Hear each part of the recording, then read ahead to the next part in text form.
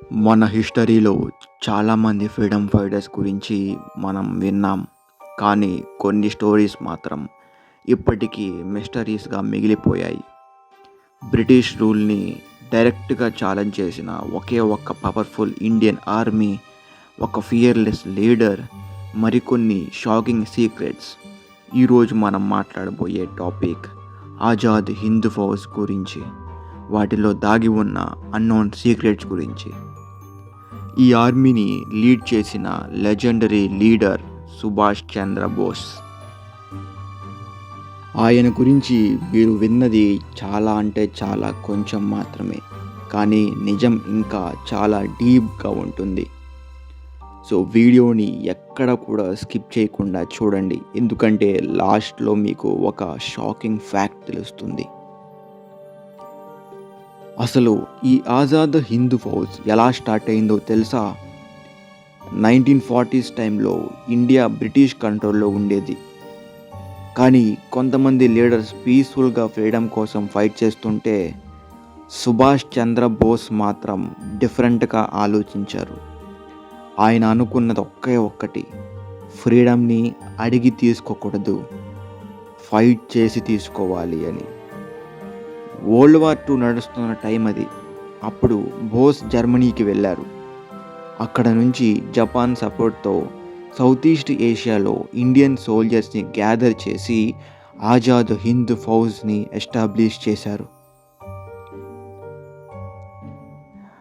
ఇది ఒక biggest secret. Subhash Chandrabose జర్మనీలో అడాల్ఫ్ హిట్లర్ని కలిశారు. తర్వాత జపాన్లో హిడేకి తోజో సపోర్ట్తో ఆర్మీని స్ట్రెంథెన్ చేశారు. ఇది కాంట్రవర్షియల్, ఎందుకంటే జర్మనీ అండ్ జపాన్ ఆ టైంలో అప్పుడు యాక్సిస్ పవర్స్ కాబట్టి. కానీ బోస్కి గోల్ ఒకే ఒక్కటి ఉండేది: ఇండియాకి ఎలాగైనా ఫ్రీడమ్ తీసుకురావాలి అని. ఆయన ఎనిమీ ఆఫ్ ఎనిమీని ఫ్రెండ్గా చూశారు.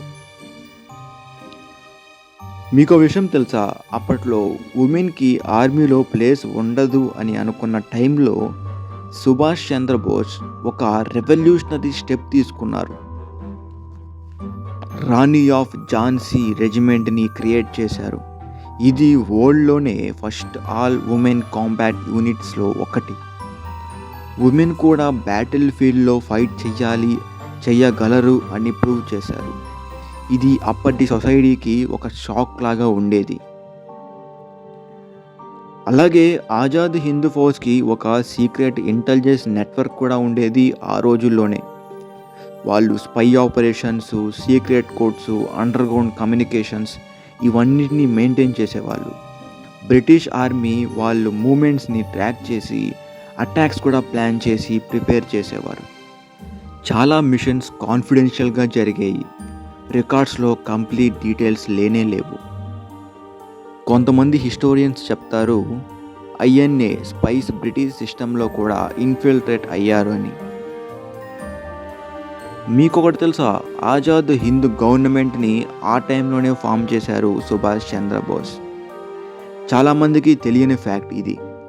సుభాష్ చంద్రబోస్ 1943లో ప్రొవిన్షియల్ గవర్నమెంట్ ఆఫ్ ఫ్రీ ఇండియాని అనౌన్స్ చేశారు. దానికి own currency, own stamps, own flag కూడా ఉండేది.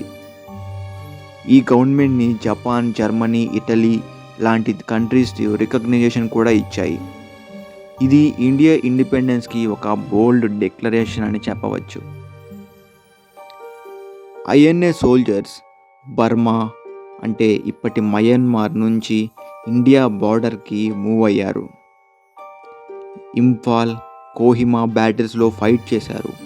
ఇనీషియల్గా సక్సెస్ వచ్చింది, కానీ తర్వాత lack of supplies, harsh weather, Japanese defeat, వాళ్ళ ఆర్మీ వీక్ అయిపోయింది. వీటి వల్ల చివరికి బ్రిటిష్ ఫోర్సెస్ డామినేట్ చేసేసాయి.